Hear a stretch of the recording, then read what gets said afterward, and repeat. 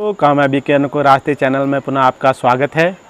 Friends, आज मैं जिस आधार पर मैंने आपसे कहा भी था कि जब हमारा चैनल बना था, मैंने कहा था कि मेरा मकसद इस चैनल को बनाने का यही है कि मेरे ग्रामीण क्षेत्रों में जो दूरस्थ क्षेत्रों में लोग रह रहे हैं, उन्हें जो नई नई केंद्र सरकार राज्य सरकार की वैकेंसी आती हैं उनसे अवगत मैं इनको आपको कराऊँ। और साथ ही साथ जो शहर में भी इस कोरोना के टाइम पर जो लोग बाहर नहीं निकल रहे हैं या जिन्हें बाज़ार जाने में या जाने में दिक्कत है, या जो नई नई भर्तियों को देखने मार्केट जहाँ पर शॉप रहती है वहाँ जाते हैं, वो नहीं जा पा रहे हैं, तो उनके लिए ही ये चैनल बनाया गया है कि उन तक मैं सूचना को पहुँचा पाऊँ। फ्रेंड्स, आज जो है मैं बैंक ऑफ इंडिया में जो पद निकले हैं, विभिन्न पद की वैकेंसियाँ वहाँ पर निकली हुई हैं, उस विषय में मैं आपको जानकारी देने आया हूँ कि इसके जो फॉर्म कब भरे जाने हैं, इसकी अंतिम तिथि क्या है, क्या इसकी फ़ीस है, क्या हमको इसमें तैयारी करना है। दोस्तों, मेरा आप सभी से निवेदन है कि जब भी ऐसे अवसर आते हैं आप उसको ज़रूर भुनाइए, मेहनत करिए और सफल रहिए। इसके साथ ही साथ मैं आपको ये भी बताना चाहूँगा कि आगे कई बच्चों का हैं या दोस्त हैं, फ्रेंड हैं, उनका मैसेज आता है कि सर कुछ क्लासें भी कर दीजिए, कुछ जैसे भी होता है। तो मैं आपको बताना चाहूँगा कि अभी संसाधनों का अभाव है, इस कारण से क्लासें नहीं हो पाई हैं। फिर भी एक दूसरे अर्थशास्त्र के बच्चे भी कह रहे थे कि सर कुछ बेसिक अर्थशास्त्र का से शुरुआत कीजिए, तो मैं बहुत जल्दी अर्थशास्त्र के भी कुछ क्लासें लेकर आपके बीच आऊँगा।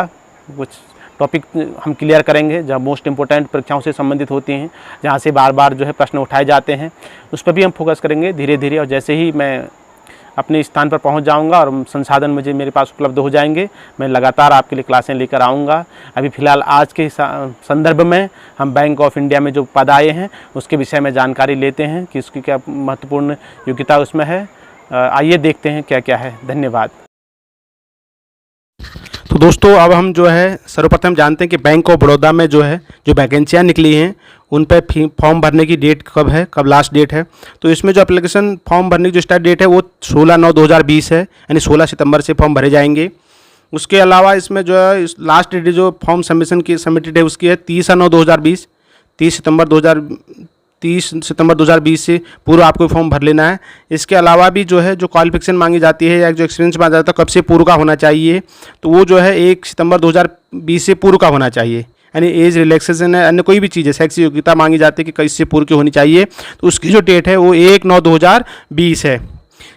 इसके अलावा हम देखते हैं कि जो एप्लीकेशन फ़ीस है वो कितनी पड़ेगी।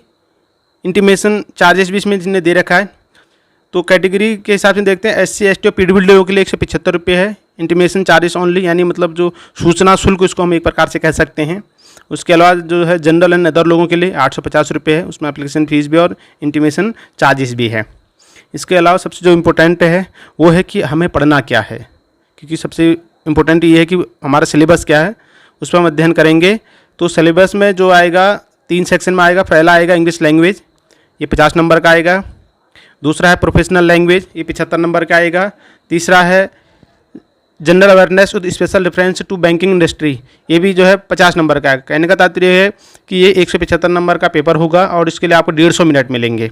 150 मिनट में आपको 175 नंबर का पेपर हल करना है।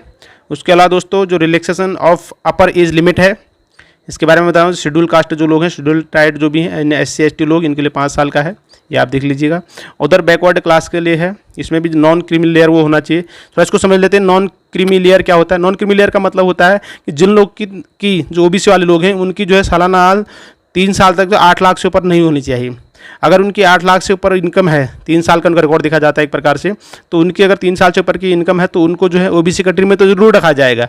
लेकिन जो है किसी भी वैकेंसी में उन्हें OBC का आरक्षण का जो है वो फ़ायदा नहीं मिला, वो लोग नहीं ले पाएंगे इस चीज़ को, मतलब फ़ायदा उन्हें फ़ायदा नहीं मिलेगा। इसके अलावा जो पर्सनल बेंच मार्क डिसेबिलिटीज़ हैं, ये लोग हैं PH वाले, इनके लिए 10 ईयर की है।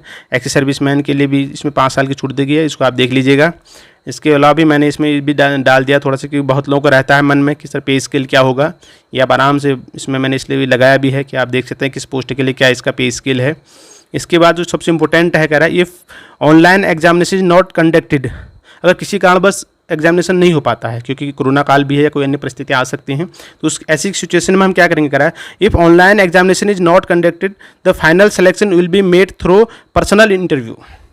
ठीक है। इसमें पर्सनल अगर माना नहीं हो पाता तो इस ऐसी कंडीशन में, सिचुएशन में कह रहे हैं हम पर्सनल इंटरव्यू कराएंगे। In such case merit list will be prepared on the basis of marks obtain in personal interview in descending order में, ठीक है। जो आप पर्सनल इंटरव्यू का उसमें जो आपने उसमें मार्क्स प्राप्त किए होंगे उसके आधार पर ही आपका डिसेंडिंग आधार पर ही आपका जो है कैटेगरी, रिस्पेक्टिव कैटेगरी जो भी है उसके हिसाब से आपकी मेरिट में, जो एग्जाम्पल ST SC OBC जो इन्हें दे रखा है इसके हिसाब से ही आपका जो है सिलेक्शन होगा दोस्तों।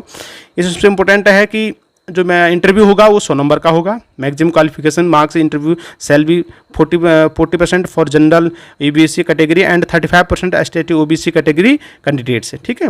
तो जनरल को कम से कम इंटरव्यू में 100 में से 40% नंबर लाने हैं तभी वो आगे उसका मेरिट में जाएगा, और ST SC अन्य लोगों के लिए 35% है, ये आप देख लीजिएगा। इसके अलावा भी मैंने इसमें जो है भर्तियों के बारे में भी डाल दिया है कि आप भर्तियों के बारे में किस पोस्ट पे कितनी वैकेंसी हैं, क्या हैं और कहाँ कहाँ क्या होना है, इस विषय पे भी इसमें दे रखा है। अगर आपको मेरा वीडियो पसंद आया तो प्लीज़ मेरे इस चैनल को लाइक करें, सब्सक्राइब करें और अन्य अपने दोस्तों को भेजते रहें, जिससे कि मैं आपके लिए काम की खबरें लाते रहूं और वो खबरें आप तक पहुंचते रहें। बहुत बहुत धन्यवाद।